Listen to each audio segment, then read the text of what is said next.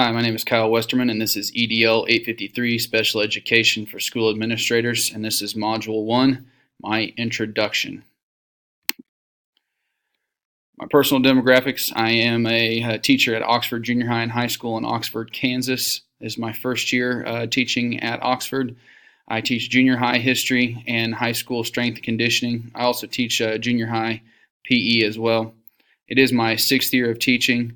The previous 5 years was at Winfield High School, just down the road. I taught high school history when I was there. I am married with 2 young sons. My wife is also a teacher. She is a teacher of the deaf and hard of hearing for Cali County. And then I have 2 sons. The oldest one is Dexter. He is 3. And my youngest one is 4 months old, and his name is Zephyrin. And they're amazing little boys. I also coach high school football and track, and I'm a graduate of Fort Hays State University and Emporia State University.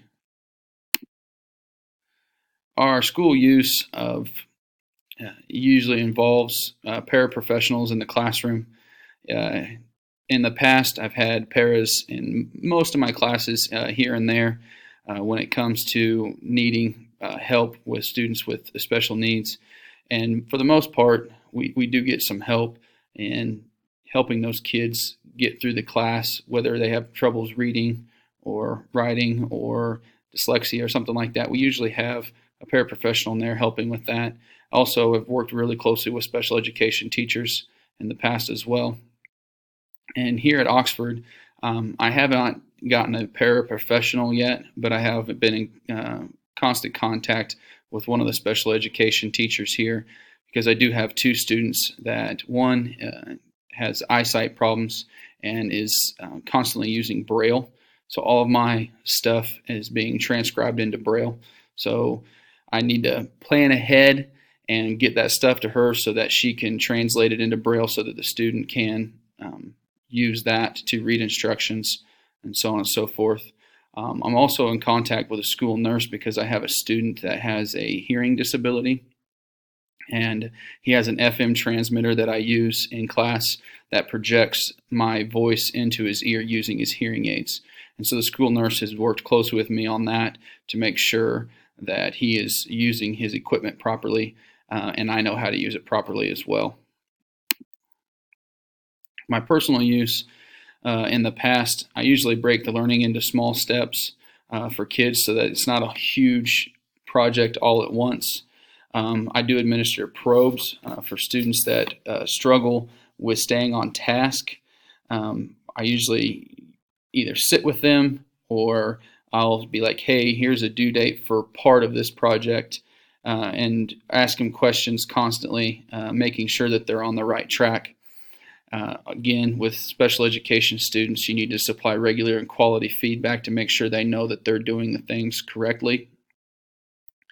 I also like to use graphics for students that may have struggle comprehending long amounts of reading. In history, you tend to get a lot of reading, especially in the upper grade levels, not so much down in the 7th and 8th grade level, but when you get up into juniors and seniors, there could be quite a bit of reading. And so I like to insert graphics and pictures to help explain what they're reading, and that usually helps quite a bit. And then I also provide ample, independent, well-designed, intensive practices to make sure those students know that I care about them, and so that helps when those students that know they struggle, if they have somebody that they know cares about them, they usually try a little bit harder, and so that independent help really focuses on that care part. And then also I've done where I may configure a lesson just differently for them so that they have an ability to finish whatever project or assignment it is without feeling like they've been completely overwhelmed. My improvement, I think, for the school, since I don't have one here at Oxford, if hiring more paraprofessionals would probably be the best way of improving here at the school. I mean, the special education teachers and administration here has been super helpful in making sure that I'm on the right track and helping out those students, making sure that I have what I need to help those students with their disabilities.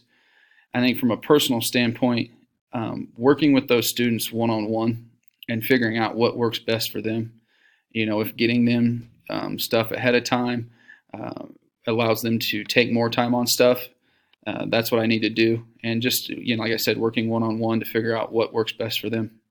I'm excited to get through this class and see what I can learn. I hope you all have a great semester.